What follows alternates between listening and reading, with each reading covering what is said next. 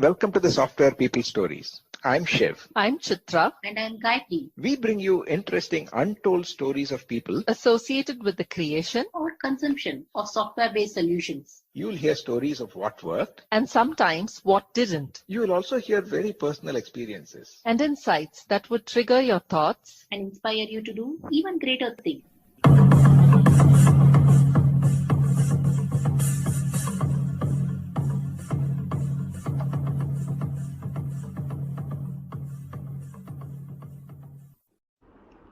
In the second part of the conversation with Mathan Ramanujam, I am actually exploring about how he looks at himself as an individual contributor, and he also talks about the customer to customer philosophy and creating a understanding of self as well as understanding of how the organization works, right from marketing to product development up to sales and customer desk. Madan also shares his aspects about success factors of products vis-a-vis services and using your innate skills. Listen on. Companies and people invest on other people, right?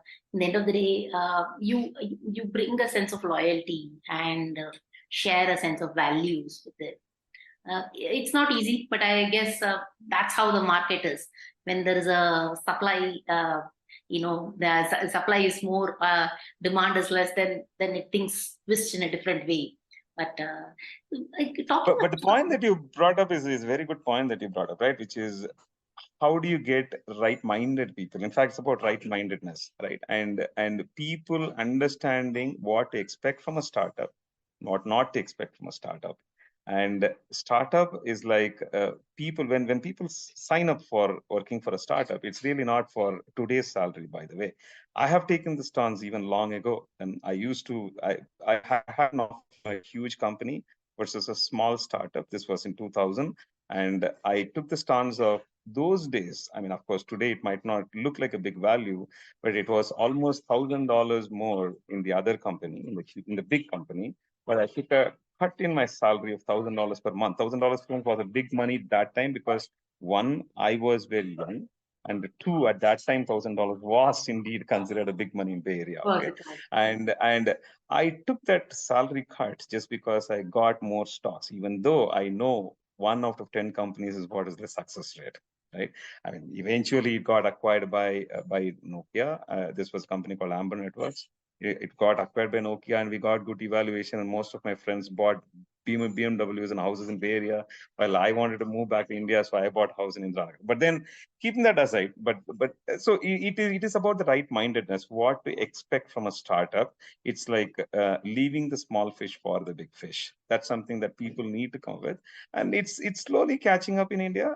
It used to be big time popular in Bay Area. In fact, at one point in time, I even faced a question from a corporate company. What is the guarantee that you will join us? Because there are a lot of startups which are able to give you huge stocks. This was a question from them. So it's the mindset. Yeah, I also think that it is evolving, right? Even in fact, you mentioned earlier, domain is getting deeper, and it's what happens is more domain you get deeper, that it directly translates to having more self belief that you can succeed in by your own virtue. It's not just because the rest of people, but your own virtue that you can make the startup succeed. And that's why I think we are seeing so many unicorns in the space right now, in India at least. Yes. But then, see, this is also true, right? Which is the company philosophy, the company culture, the company beliefs, those matching your personal beliefs also matters a lot. For example, here in this company, SiMa.ai, I see a few of our culture values actually are matching my personal beliefs. One is celebrate failure, right? So that's one of the cultural values that we have. And that's something that matches my personal belief itself. Like I said, this is why I call failure is not a stepping stone for success, right? Failure is success by itself. But when does it become a success? It becomes a success if you learn something from the failure. Because once you start extracting value out of something, then definitely there is something that is in existence today which was not existent before your failure, which means there was some value add. And what metrics do you cover, do you measure is what has differed here. But you did derive some value out of it, because of which I believe failure is indeed success. There's something that I insist on my people as well. I tell them failure is success as long as you put in your efforts to learn the lesson.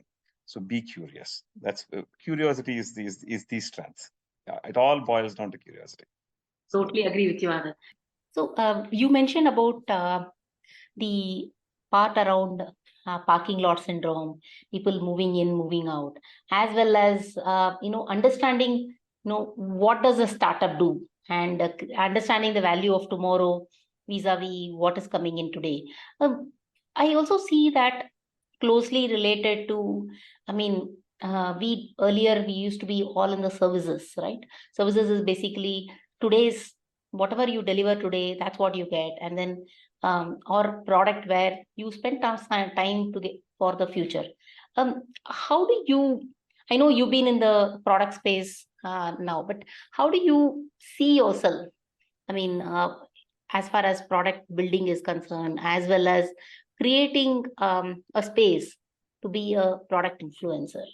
Okay, by the way, I mean, I have not been only in the product side. I have been in the services side as well. I have been even in the services to the extent where I have actually put myself on the fray.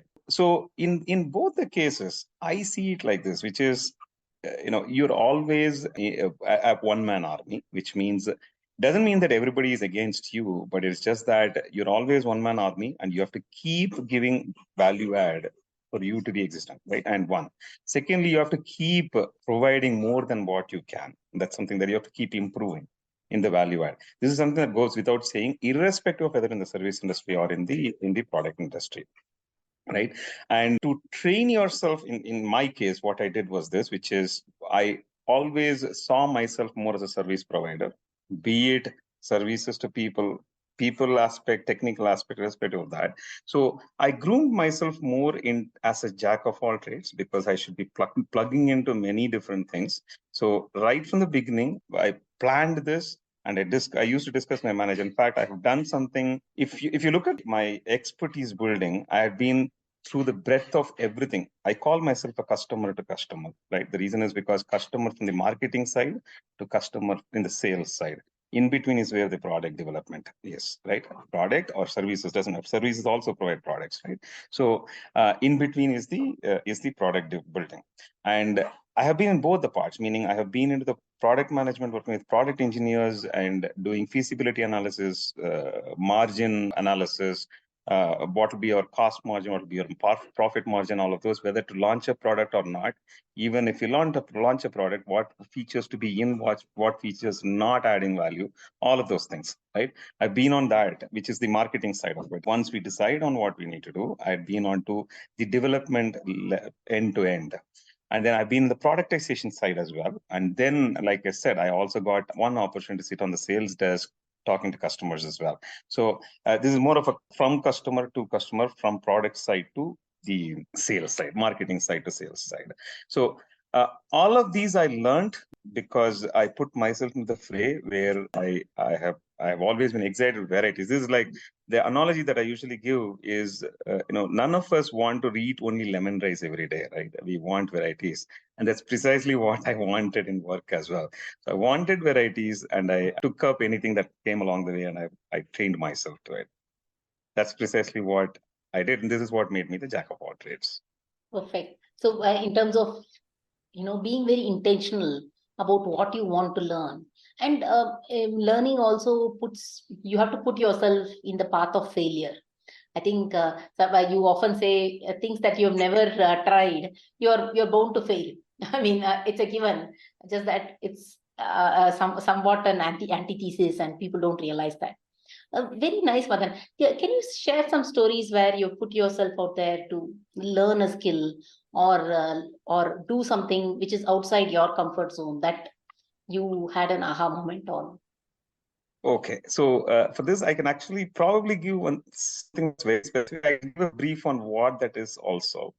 So I have been in the design side all along, and in 2013, towards the December, I was in the individual consulting mode, and there was somebody who approached me, and that was into what we call verification.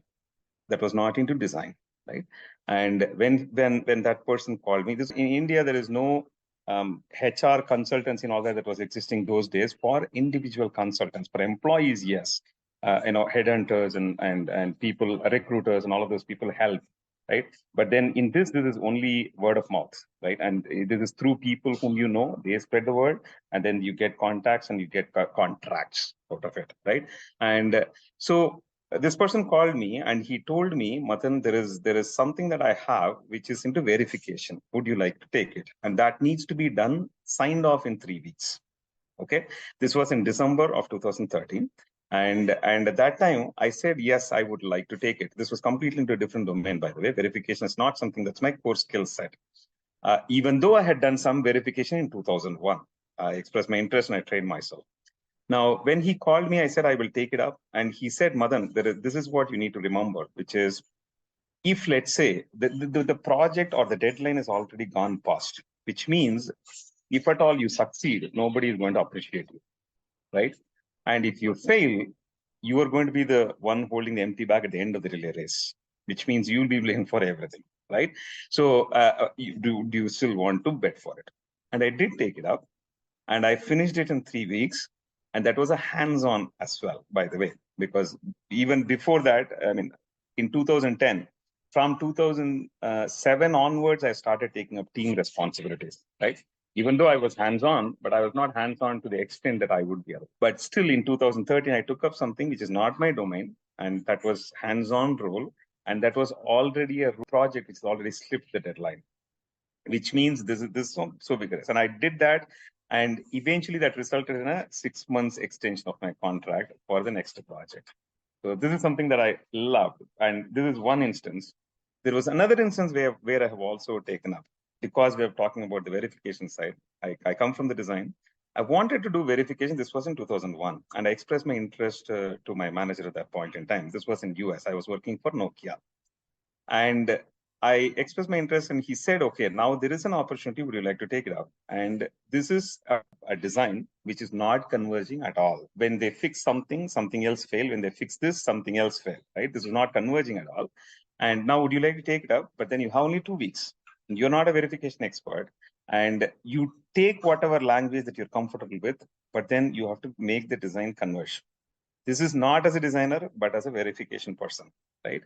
And I took it up, and that night when I came back home, unfortunately, my wife fell sick. And she had to be taken to the emergency unit, urgent care in US. And the whole 2 weeks I had to be at home, because at that time it was only me and my wife, and we are abroad elsewhere. And we have friends, of course, but then everybody has their own things to do.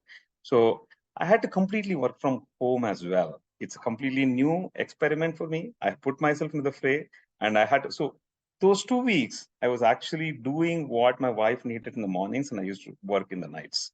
And finally, it converged in 2 weeks, and I was so happy. And eventually, in about 3 months, my boss gave me a complete chip verification. And that was going to be from the scratch development, a new language verification, language learning, and everything. That was for like 6 months. So I got it. But anyway, I mean, that was the only 6 months that I did verification before I pitched this in 2013.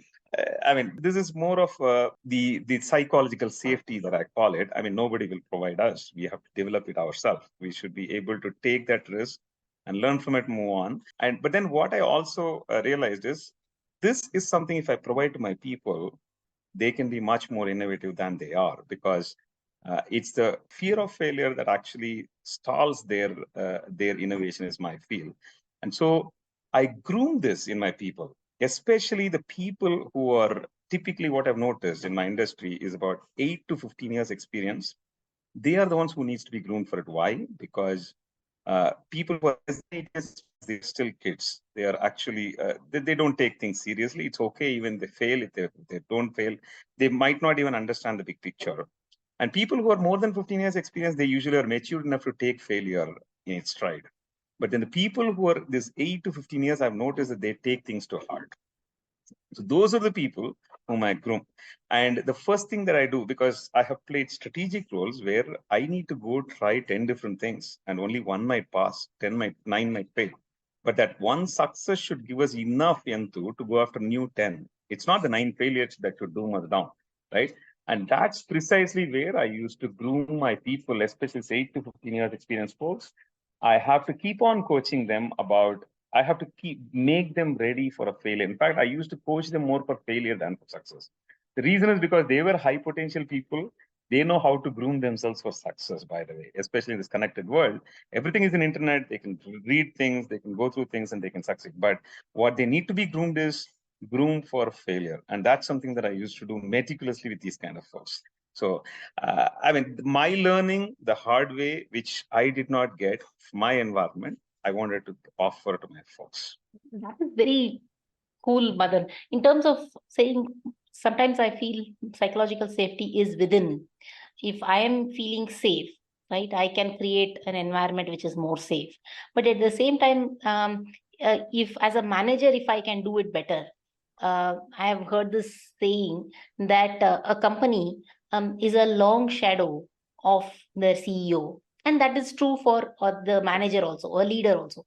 If you are able to, create that environment of, safe environment, then innovation thrives automatically, rather than saying, okay, I create nice, great posters, and that's not how it works, right? And I really love that story of, experimenting and, sometimes, and it also gives you a lot of strength that I have tried this before and I have succeeded it. It sort of gives that positive bias towards you. It's not only about psychological safety. I also go to the extent of celebrating the failure. I have made sure that my folks got rewarded for what they failed in, and that is by announcing what we learned out of it. Because I show the positive story of what we learned out of the exercise rather than the negative story of what failed in it. So this is in huge forums. I've actually recognized my folks. That helped a lot. Very nice. I actually wanted to ask you, you mentioned about being a consultant for some time. And so I been consultant in different parts of my career. How do you consider yourself being a consultant or being an employee, or is it the same as far as how do you see yourself? You're a one-man army no matter what. This was what my learning was. And as you grow up the career ladder, I usually say this, even if you've succeeded, the moment you're in the limelight, you're also in spotlight, right? And so which means you have to be cautious of your environment. I'm not saying that everybody is there to catch you, but then definitely you're a single man army defending yourself and helping others. This is precisely what it takes. So there is not much of difference, because you have to keep adding value for you to be existent, and you should also keep adding more and more value for you to grow. And this irrespective of whether you're an individual consultant all on your own or an employee of a company. There is no such word called manager and subordinates anymore. You would have noticed that in the later industry, right? It is always only leader versus follower, which means the leader makes themselves visible by influencing their thoughts on others, right? By convincing others.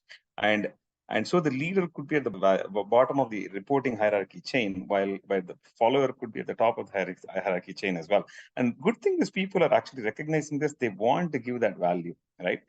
Many things, even today, I have heard big time, the big brains, the big CEOs saying that give it to an youngsters typically are full of energy. All we need is to direct their energy into what we want to add value, right? But then they do a much more comprehensive work. I can give you an example of, I learned many of these gadgets, even these social media platforms and all that, from my daughters.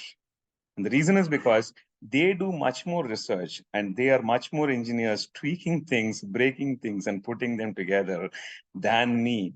And it is that energy that brings in. So to me, it's all about learning, mutual learning, both sides. So it's the follower, and there is also this big topic about situational leadership. The situational leadership, it talks about precisely this. Just you cannot use the one size fit all solution for everybody that is in your team, right? When I say team, by the way, I mean, I don't mean only the people reporting to you, because you have to manage 360 degrees no matter what. This comes to my original saying of there is no difference whether you're an individual consultant or you're part of an organization, right?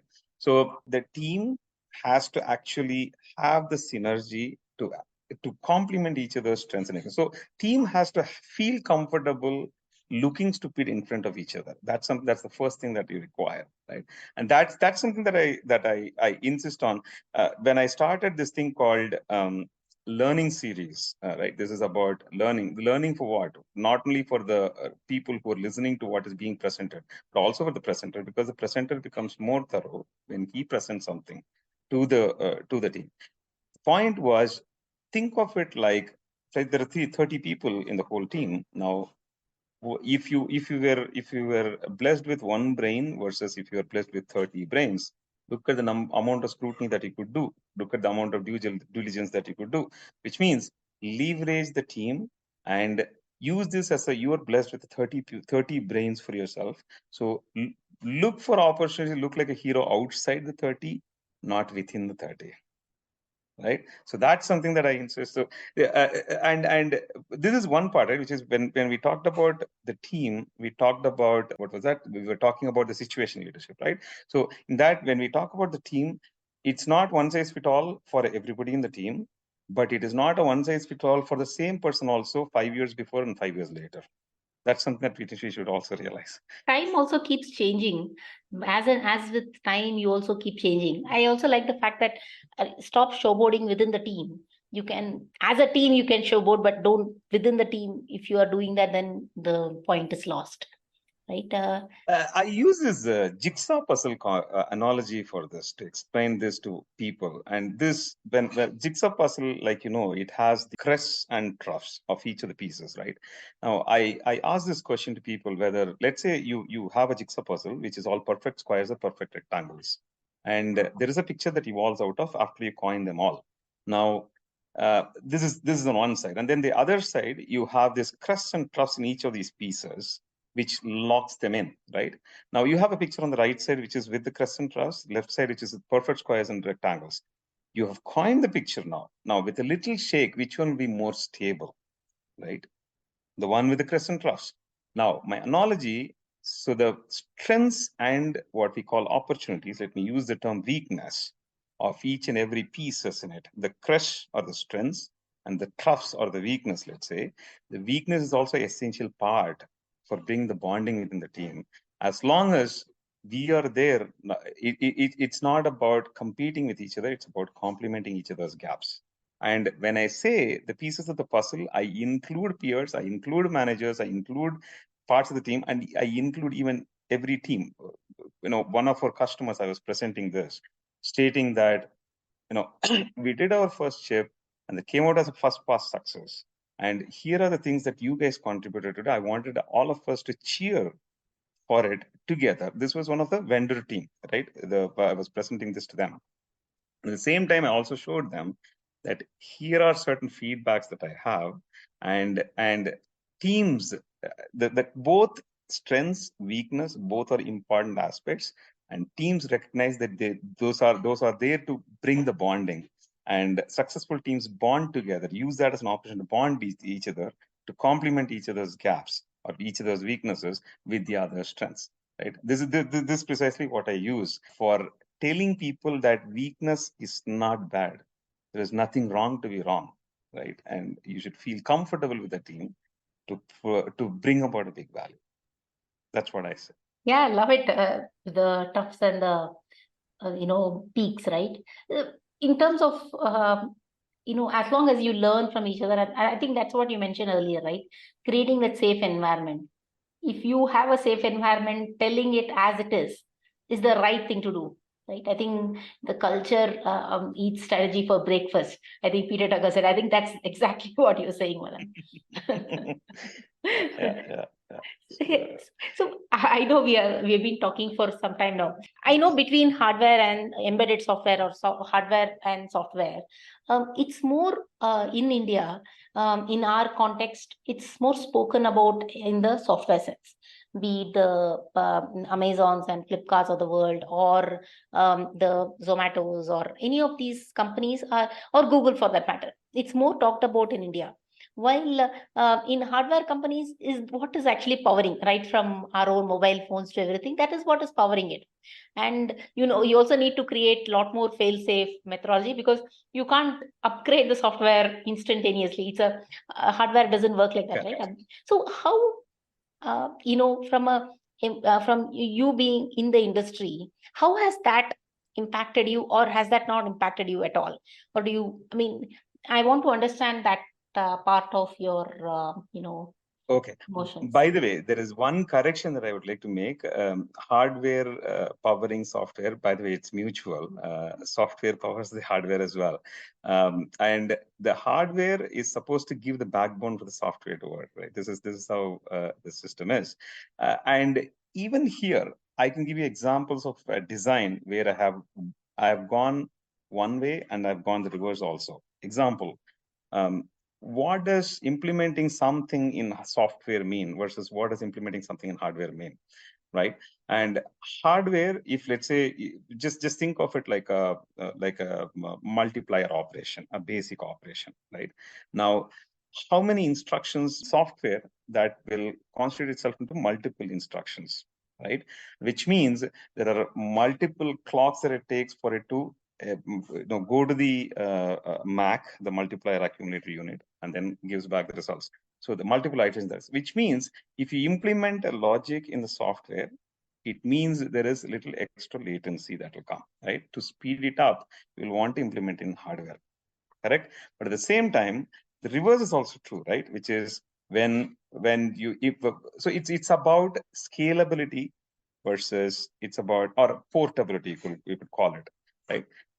Versus speed. That's precisely what it is. And the requirement could be that at one point in time, you will want the portability to be your requirement. And at another point in time, you'll want the speed to be your requirement. If you want the speed to be your requirement, you implement the same thing in hardware.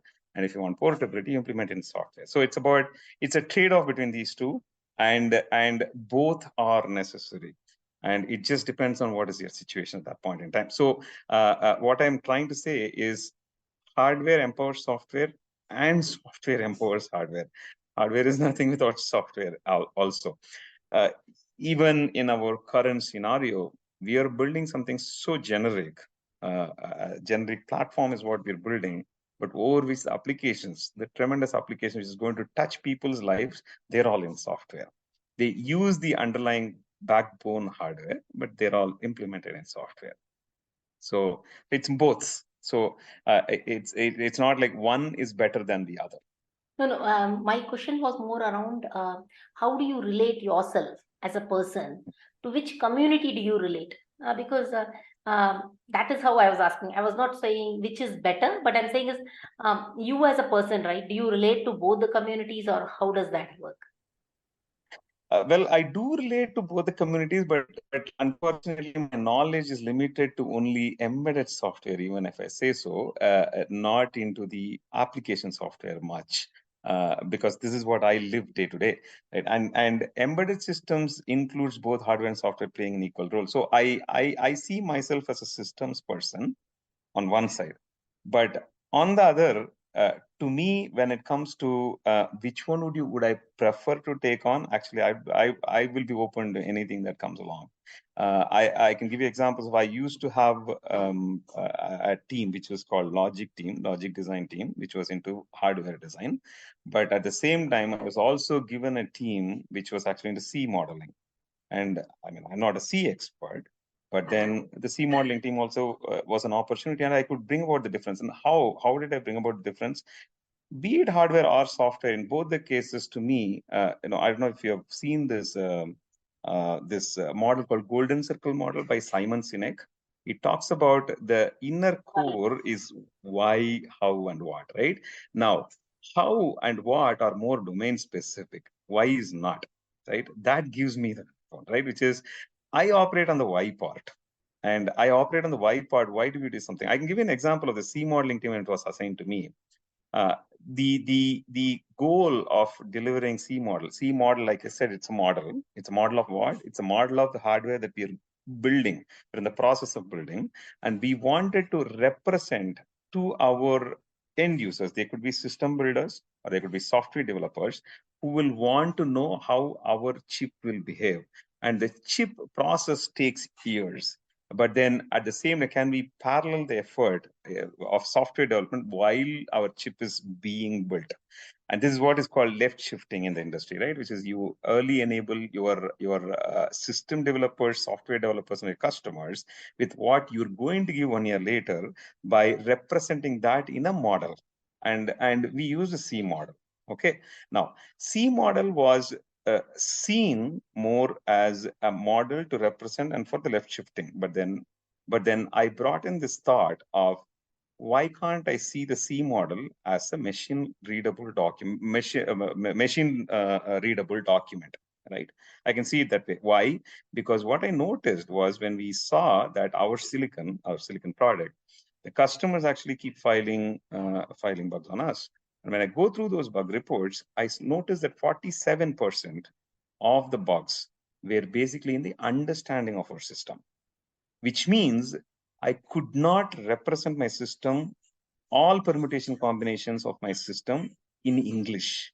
But then I could actually do the same thing in C, right? And once we did that, trust me, the bug curve started tapering down. So it's about how you see it. So what I'm trying to say is I might not understand C, but then I depend on my people. And my people are also high potential people. You know, there was a manager who was reporting to me. She had a 8 people team working for her. And she is very good in the how and what part. And what she's missing is the why part. And that's basically where I fill in. I usually tell this to my people, which is I don't compete with my people. By competing with my people, is there an extra value add? If let's say you and I are a team and you can do something and you're an expert in that. Now, I learn the same skill and then I compete with you. Eventually, at the end of it, both of us will be able to do only one act, right? But then if I complement your skill, if you are focusing on how and what, and if I'm focusing on why, then we can bring about a different value. Right? It is 2 values versus 1 value. And that's precisely why I usually tell that I don't compete with my people, I complement them. And this also requires huge amount of trust, right? Which is, I know my people are too good, are high potential. And I also know that they will stand by me. If I stammer in front of a forum, they'll obviously come and rescue, right? So this is something that's a basic trust that I have. And the same thing goes back and forth, right? I mean, I shield them, they shield me. It's basically about, again, it's coming back to the jigsaw puzzle where their strengths are how and what, my strength is why. So that's what makes the difference. Excellent. Very, very well put, Madan. I loved your, starting with Simon Sinek and making the whole thing, connecting back to what works as a team. It also matters to know that you are part of a niche kind of a skill, and that is a strength. I mean, sometimes if you understand where you are playing with, it could be understanding your area, that will also give clarity to the rest of your group, also saying, hey, if this is a problem, I can go and I will get a solution. I think that's very, very cool, Mathan. I know we've been having such an interesting conversation. I want you to, as a last question, I just wanted to ask, any thoughts that you want to leave with professionals who are just joining, or who are joining your space, or who are thinking about joining the space? Any thoughts that you want to share with them? Well, I mean, the prime point that I made, right, which is about the psychological safety, which is they have to believe in themselves that there is nothing wrong to be wrong, right? And all that takes is they need to be able to take risks with the belief that they will learn, they will get something out of it. And so failure is also success in that sense. That's something that they need to believe in. And the prime thing that I would insist is being curious. Curiosity is the biggest strength. The reason is because if I can give you an analogy, I take, let's say, a 5-year-old on a walk. You would have noticed that they would bombard you with questions, right? And they don't care what your judgment would be on them, and they don't care that I'm asking so much question, I'm actually showcasing my stupidity. No, they don't think about all of those. Purely the curiosity. And that's the reason why the learning curve is too steep at that age. And we retro learn our strengths, by the way. In the name of getting matured, we actually retro learn many things. And one of those is this losing the curiosity. And shy comes, that takes over the curiosity, and we actually stop asking questions. So curiosity is the biggest strength, and that's the strength that youngsters come with, and that's the reason for their steep learning. And we should not retro learn it. Irrespective of the age, we should be curious. That's my biggest message.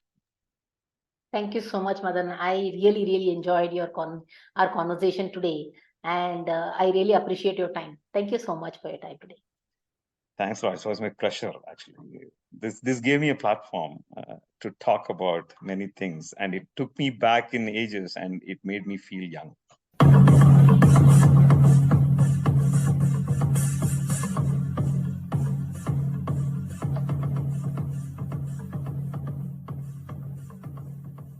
We thank Siddharth for the music and Anita for promoting the Software People Stories. If you like this episode, please subscribe on your favorite podcast client and spread the word in your network. If you'd like to share your story, contact us at podcasts@pm-powerconsulting.com.